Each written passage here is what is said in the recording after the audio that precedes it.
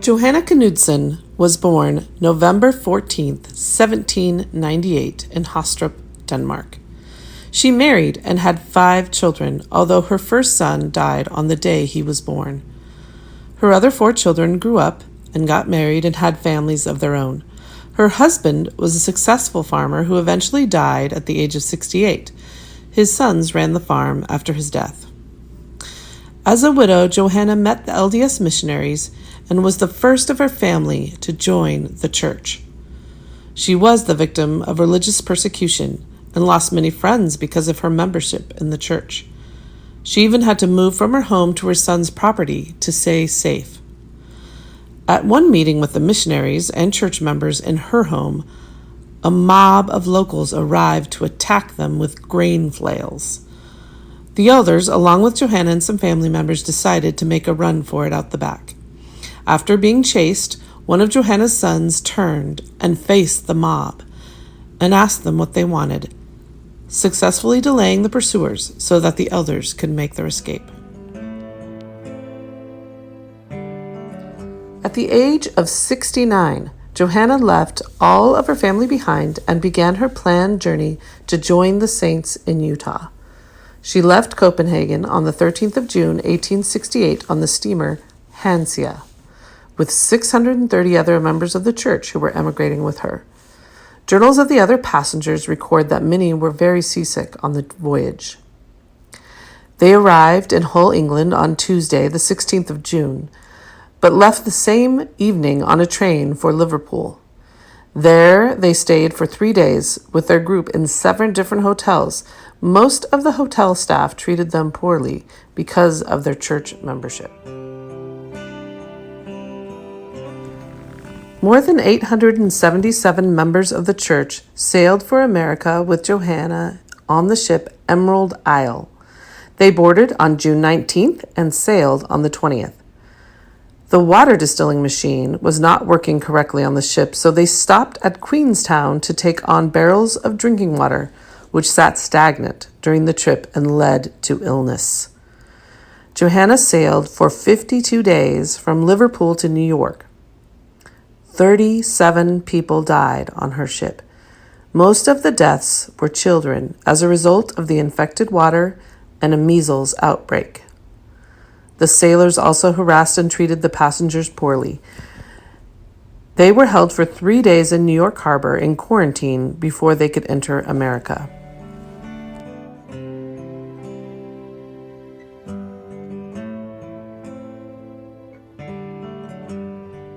Her party traveled from New York via railroad and steamboats all the way to Council Bluffs, Iowa.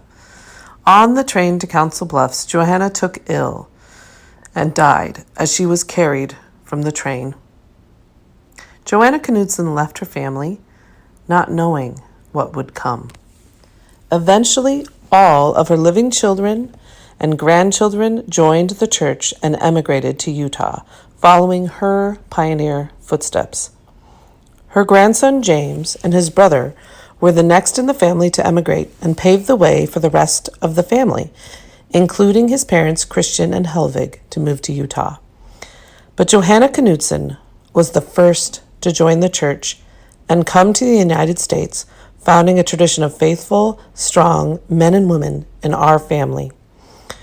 Although we don't know exactly where Johanna is buried, her descendants created a memorial stone in her honor in Logan City Cemetery.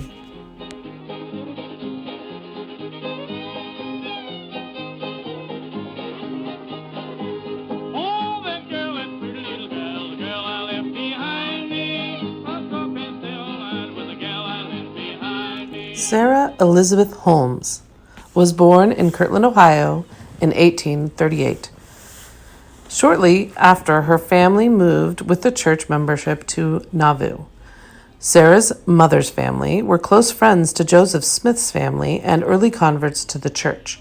Sarah's father, Jonathan Harriman Holmes, worked as the prophet Joseph's bodyguard. While they lived in Nauvoo, a mob, determined to harass the church members, drove 2-year-old Sarah, her mother, and Sarah's baby sister from their home in a storm. The mob burned the home while Sarah's father was away. Sarah's mother and sister later became ill and died as a result of the exposure. Sarah moved into the home of the prophet Joseph Smith after her mother's death.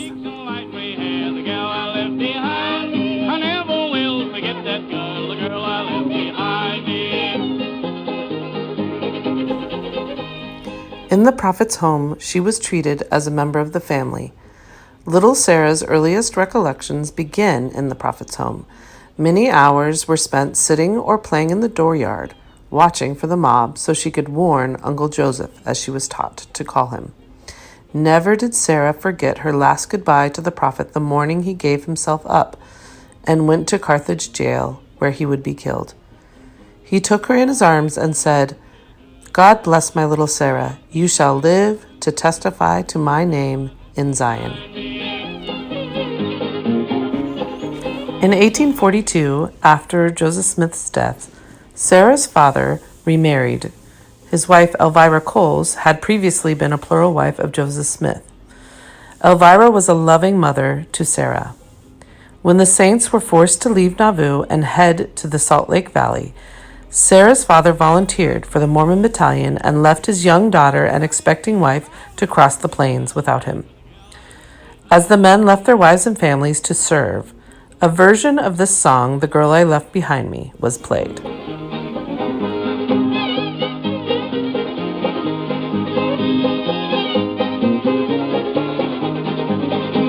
Red roses cheeks and light gray hair, the girl I left behind. I never will forget that girl, the girl I left behind. In winter quarters, and without her husband, Elvira gave birth, and sadly, her baby died and was buried there.